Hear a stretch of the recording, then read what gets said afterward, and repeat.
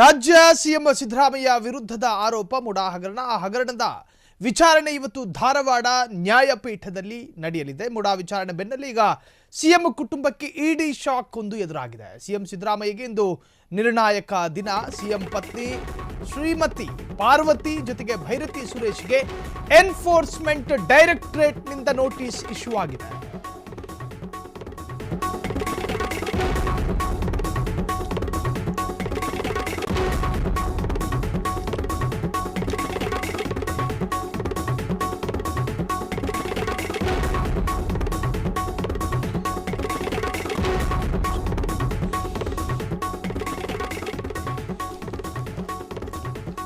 ಲೋಕಾಯುಕ್ತ ವರದಿಯಲ್ಲಿ CM Siddaramaiah clean chit ಅನ್ನ ಅನುಭವಿಸಿದ್ರು.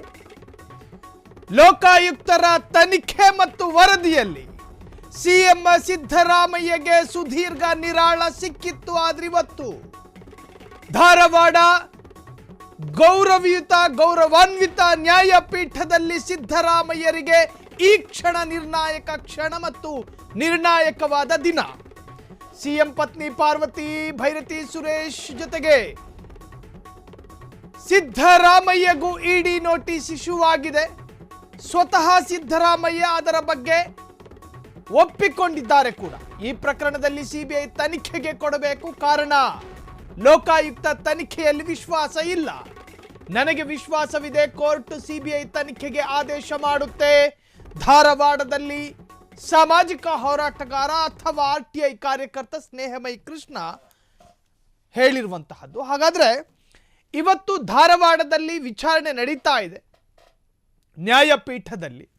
ಈ ಮಧ್ಯೆ ಈಗ ಎನ್ಫೋರ್ಸ್ಮೆಂಟ್ ಡೈರೆಕ್ಟರೇಟ್ನಿಂದ ನೋಟಿಸ್ ಬಂದಿರುವಂತಹದ್ದು. ನೋಡಿ, ಲೋಕಾಯುಕ್ತ ಎನ್ನುವಂತಹ ತನಿಖಾ ಸಂಸ್ಥೆ ಆಯಾಯ ರಾಜ್ಯದ ಆಡಳಿತಾರೂಢ ಪಕ್ಷದ ಅಧೀನದಲ್ಲಿರುತ್ತೆ.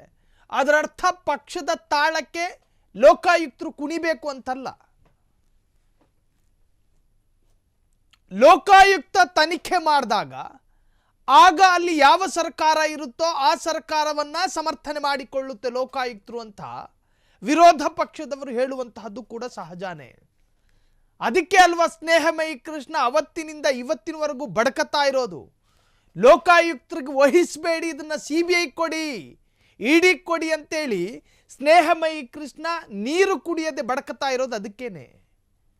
ವಿರೋಧ ಪಕ್ಷದ ನಾಯಕ ಆರ್ ಅಶೋಕ್ ಕೂಡ ಹೇಳಿದ್ರು, ಪಾರದರ್ಶಕವಾದ ತನಿಖೆ ಆಗೋದಿಲ್ಲ ಲೋಕಾಯುಕ್ತದಲ್ಲಿ.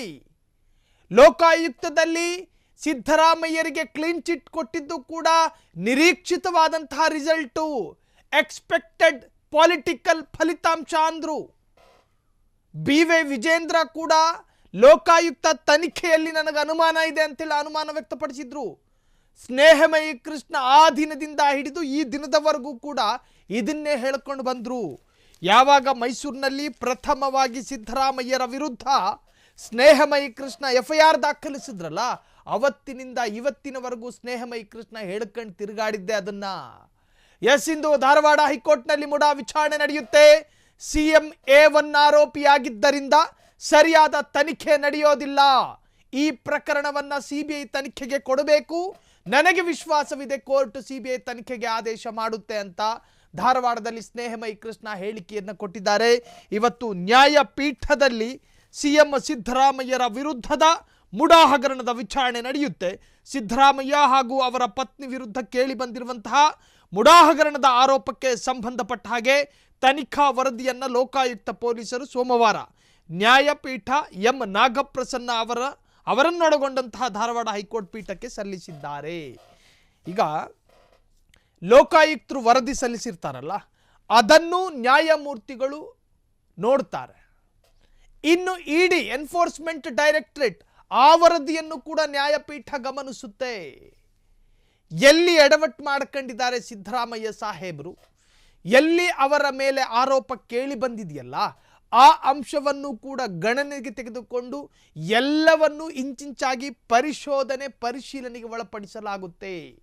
14 ನಿವೇಶನದಲ್ಲಿ ಅಕ್ರಮ ನಡೆದಿದ್ದೇ ಆದಲ್ಲಿ ಇವತ್ತು ನ್ಯಾಯಪೀಠದಲ್ಲಿ ಒಂದು ಮಹತ್ವದ ನಿರ್ಧಾರ, ಮಹತ್ವದ ತೀರ್ಪು ಹೊರಬೀಳಲಿಕ್ಕಿದೆ. ಒಂದು ವೇಳೆ ಲೋಕಾಯುಕ್ತರ ವರದಿಯನ್ನ ಅಥವಾ ಆ ವರದಿಯಲ್ಲಿ ಏನಾದರೂ ನ್ಯಾಯಪೀಠಕ್ಕೆ ಸಂಶಯ ಬಂದಿದ್ದೇ ಆದಲ್ಲಿ ಸಿದ್ದರಾಮಯ್ಯ ಸಾಹೇಬರನ್ನ ಇವತ್ತು ಇಕ್ಕಟ್ಟಿಗೆ ಸಿಲುಕಿಸುವಂತಹ ಸಂದರ್ಭ ಎದುರಾಗಬಹುದು. ಬಹುದೊಡ್ಡ ಅಗ್ನಿ ಪರೀಕ್ಷೆ ಇದು. ನೀವು ಸುಲಭ ಮತ್ತು ಅತ್ಯಂತ ಸಣ್ಣ ವಿಚಾರ ಅನ್ಕೋಬೇಡಿ. ಎಲ್ಲಾದರೂ ಇವತ್ತು ನ್ಯಾಯಪೀಠ ಸಿದ್ದರಾಮಯ್ಯ ವಿರುದ್ಧದ ತೀರ್ಪನ್ನು ಹೊರಡಿಸಿದ್ದೇ ಆದಲ್ಲಿ ಸಿದ್ದರಾಮಯ್ಯ ಸಾಹೇಬರು ಅಧಿಕಾರವನ್ನು ಕಳೆದುಕೊಳ್ಳುವ ಭೀತಿ ಎದುರಾಗಬಹುದು. ರಾಜೀನಾಮೆ ಕೊಟ್ಟಿಲ್ಲ ಸಿದ್ದರಾಮಯ್ಯನವರು.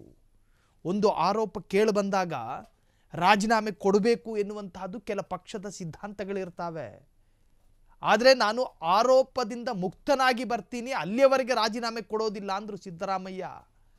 ವಿರೋಧ ಪಕ್ಷದ ಆಹೋರಾತ್ರಿ ಹೋರಾಟಕ್ಕೆ ಸೊಪ್ಪು ಹಾಕಿರಲಿಲ್ಲ ಸಿದ್ದರಾಮಯ್ಯ. ಐ ಡೋಂಟ್ ಕೇರ್ ಅಂದ್ರು. ನನ್ನ ವಿರುದ್ಧದ ಆರೋಪ ಸುಳ್ಳು ಅಂದ್ರು. ನನ್ನ ಪತ್ನಿಯ ವಿರುದ್ಧದ ಆರೋಪ ಸುಳ್ಳು ಅಂದ್ರು. ರಾತ್ರೋರಾತ್ರಿ ಭೈರತಿ ಸುರೇಶ್ ಮುಡಾ ಕಚೇರಿಗೆ ನುಗ್ಗಿ ಸಂಬಂಧಪಟ್ಟ ಕಡತಗಳನ್ನು ದಾಖಲೆಗಳನ್ನು ಕದ್ಕೊಂಡು ಓಡೋದ್ರು ಅಂತ ಒಂದು ಆರೋಪ ಬಂತು. ಭೈರತಿ ಸುರೇಶ್ ಅದಕ್ಕೆ ಸೊಪ್ಪು ಹಾಕಲಿಲ್ಲ ಆರೋಪಕ್ಕೆ. ಆ ಎಲ್ಲ ಆರೋಪಕ್ಕೆ ಸಂಬಂಧಪಟ್ಟ ಹಾಗೆ ಇವತ್ತು ಎನ್ಫೋರ್ಸ್ಮೆಂಟ್ ಡೈರೆಕ್ಟರೇಟ್ ನೋಟಿಸನ್ನು ಇಶ್ಯೂ ಮಾಡಿದೆ. ಅದು ಸ್ವತಃ ಸಿಎಂ ಸಿದ್ದರಾಮಯ್ಯರ ಧರ್ಮಪತ್ನಿ ಪಾರ್ವತಿಗೂ ಬಂದಿದೆ, ಪಾರ್ವತಿ ಅವರಿಗೂ ಸಿಕ್ಕಿದೆ. ಜೊತೆಗೆ ಹೆಬ್ಬಾಳ ವಿಧಾನಸಭಾ ಕ್ಷೇತ್ರದ ಶಾಸಕರಾಗಿರುವಂತಹ ಹಾಲಿ ಸಚಿವ ಭೈರತಿ ಸುರೇಶ್ಗೂ ಕೂಡ ನೋಟಿಸ್ ಬಂದಿದೆ. ಈ ಎಲ್ಲ ಡೆವಲಪ್ಮೆಂಟ್ಗಳ ಮಧ್ಯೆ ಇವತ್ತು ಸಿದ್ದರಾಮಯ್ಯನವರಿಗೆ ಒಂದು ನಿರ್ಣಾಯಕ ದಿನ ಅಂತ ಯಾಕೆ ಹೇಳ್ತೀವಿ ನಾವು? ಯಾಕಂದ್ರೆ ಇವತ್ತು ಧಾರವಾಡದ ನ್ಯಾಯಾಲಯದಲ್ಲಿ ವಿಚಾರಣೆ ಪ್ರಾರಂಭ ಆಗಿದೆ. ಆ ವಿಚಾರಣೆಯಲ್ಲಿ ಸಿಎಂ ಸಿದ್ದರಾಮಯ್ಯನವರ ವಿರುದ್ಧ ಕೇಳಿ ಬಂದಿರತಕ್ಕಂತಹ ಮುಡಾ ಹಗರಣದ ಇಂಚಿಂಚು ದಾಖಲೆಗಳು, ಲೋಕಾಯುಕ್ತರ ವರದಿಗಳು, ಇಡಿ ಅಧಿಕಾರಿಗಳ ವರದಿಗಳು, ನಿವೃತ್ತ ನ್ಯಾಯಾಧೀಶರು ನಡೆಸಿರ್ತಕ್ಕಂತಹ ತನಿಖೆಯ ವರದಿಗಳು ಎಲ್ಲವೂ ಇವತ್ತು ವಿಚಾರಣೆ ನಡೆಯುತ್ತೆ.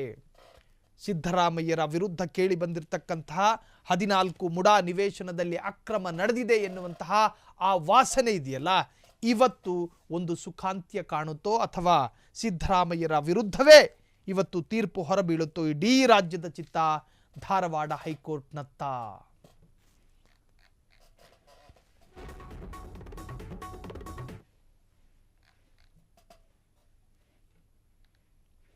ಸಮಸ್ಯೆ ಸ್ವಲ್ಪ ಪ್ರಕರಣ ದಾಖಲು ಮಾಡಿದ್ರೆ ಲೋಕಾಯುಕ್ತ ಸಂಸ್ಥೆ ರಾಜ್ಯ ಸರ್ಕಾರ ವ್ಯಾಪ್ತಿಯಲ್ಲಿ ಬರೋದ್ರಿಂದ ಮತ್ತೆ ಮಾನ್ಯ ಮುಖ್ಯಮಂತ್ರಿಗಳೇ ಮೊದಲನೇ ಆರೋಪಿ ಆದ್ರಿಂದ ಈ ಪ್ರಕರಣದ ಸಿಬಿಐ ಕೊಡಬೇಕು ಅಂತೇಳಿ ಮಾನ್ಯ ನ್ಯಾಯಾಲಯಕ್ಕೆ ಉಚ್ಚ ನ್ಯಾಯಾಲಯಕ್ಕೆ ಅರ್ಜಿಯನ್ನು ಸಲ್ಲಿಸಿದೆ. ಅದರ ವಿಚಾರಣೆ ಈ ದಿನ ಇದೆ. ಈ ದಿನ ನಮ್ಮ ಅರ್ಜಿಯನ್ನು ಪರಿಗಣಿಸಿ ಮಾನ್ಯ ನ್ಯಾಯಾಲಯ ಈ ಪ್ರಕರಣ ಸಿಬಿಐ ವಹಿಸುವಂತ ಸೂಕ್ತ ಆದೇಶ ಮಾಡುತ್ತೆ ನಮ್ಮ ನಿರೀಕ್ಷೆ ನಮಗಿದೆ. ಮಾನ್ಯ ಉಚ್ಚ ನ್ಯಾಯಾಲಯ ಅಂತಿಮ ವರದಿ ಸಲ್ಲಿಸಲಿಕ್ಕೆ ಇದುವರೆಗೆ ಏನು ತನಿಖೆ ನಡೆದಿದೆ ಅದ್ರ ಬಗ್ಗೆ ಒಂದು ವರದಿ ಕೊಡಿ ಅಂತ ಹೇಳಿದ್ರೆ ಅದರ ವರದಿಯನ್ನು ಅಷ್ಟೇ ಪರಿಗಣಿಸಿ ಮಾನ್ಯ ನ್ಯಾಯಾಲಯ ಈ ಪ್ರಕರಣ ಸಿಬಿಐ ವಹಿಸುವಂತ ಸೂಕ್ತ ಆದೇಶ ಹೌದು. ಅಂತಿಮ ವರದಿ ಸಲ್ಲಿಸಕ್ಕೆ ಇನ್ನೂ ಸಾಕಷ್ಟು ಸಾಧ್ಯ ಇನ್ನೂ ತನಿಖೆ ನಡೀತಾ ಇರೋದ್ರಿಂದ ಈಗಲೇ ಅಂತಿಮ ವರದಿ ಸಲ್ಲಿಸಕ್ಕೆ ಸಾಧ್ಯ ಅಲ್ಲ. ಈಗ ಇದುವರೆಗೂ ತನಿಖೆ ನಡೆದ್ರ ಬಗ್ಗೆ ಅಷ್ಟೇ ವರದಿ ಸಲ್ಲಿಸೋದಕ್ಕೆ ಮನೆಯ ಆದೇಶ ಮಾಡೋದಿಲ್ಲ.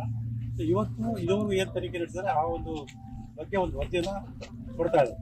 ಅಲ್ಲ, ಇವತ್ತೇನು ಅಂತಿಮ ಖಂಡಿತವಾಗ್ಲೂ 99% ಇವತ್ತೇ ಒಂದು ಸೂಕ್ತ ಆದೇಶ ನಿರೀಕ್ಷೆ ಇದೆ. ಒಂದು ಮಾನ್ಯ ನ್ಯಾಯಾಲಯ ಏನ್ ತಗೊಳ್ಳುತ್ತೆ ಕಾದ್ ನೋಡಬೇಕು ಸರ್. ಖಂಡಿತವಾಗ್ಲೂ ಸರ್, ನಾನು ಮೊದಲಿನ ಪ್ರಾರಂಭ ಹೇಳ್ತಾ ಇದ್ದೀನಿ. ಸಿದ್ದರಾಮಯ್ಯ ಒಬ್ಬರ ವಿಚಾರ ಸಂಬಂಧಪಟ್ಟ ನಾನು ಹೋರಾಟ ಮಾಡ್ತಿಲ್ಲ. ಸಿದ್ದರಾಮಯ್ಯರ ಪ್ರಕರಣ ಉದಾಹರಣೆಗೆ ಇಟ್ಕೊಂಡು ಮೈಸೂರು ನಗರಾಭಿವೃದ್ಧಿ ಪ್ರಾಧಿಕಾರ ಸಾವಿರಾರು ನಿವೇಶನಗಳ ಅಕ್ರಮ ವ್ಯವಹಾರ ನಡೆದಿದೆ, ಸಾವಿರಾರು ಕೋಟಿಗಳ ಅಕ್ರಮ ವ್ಯವಹಾರ ನಡೆದಿದೆ. ಎಲ್ಲರ ಸಮಗ್ರ ತನಿಖೆ ನಡೀಬೇಕು ಅಂತೇಳಿ ನಾನು ಮನವಿಯನ್ನು ಮಾಡಿಕೊಟ್ಟಿರುವಂಥದ್ದು ದೂರದರ್ಶನ ಸಲ್ಲಿಸಿರೋದು. ಹಾಗಾಗಿ ಸಮಗ್ರ ತನಿಖೆ ನಡೆದ ನಂತರ ಸಾವಿರಾರು ನಿವೇಶನಗಳ ಸಾವಿರಾರು ಕೋಟಿ ರೂಪಾಯಿಗಳ ಅಕ್ರಮ ವ್ಯವಹಾರ ಬಯಲಿಗೆ ಖಚಿತ. ಮತ್ತು ಸಿದ್ದರಾಮಯ್ಯ ಸೇರಿದಂತೆ ಹಲವಾರು ರಾಜಕಾರಣಿಗಳು, ಪ್ರಭಾವಿ ಅಧಿಕಾರಿಗಳು, ಪ್ರಭಾವಿ ವ್ಯಕ್ತಿಗಳು ಜೈಲು ಶಿಕ್ಷೆ ಅನುಭವಿಸಿದ ಖಚಿತ ನಗರಾಭಿವೃದ್ಧಿ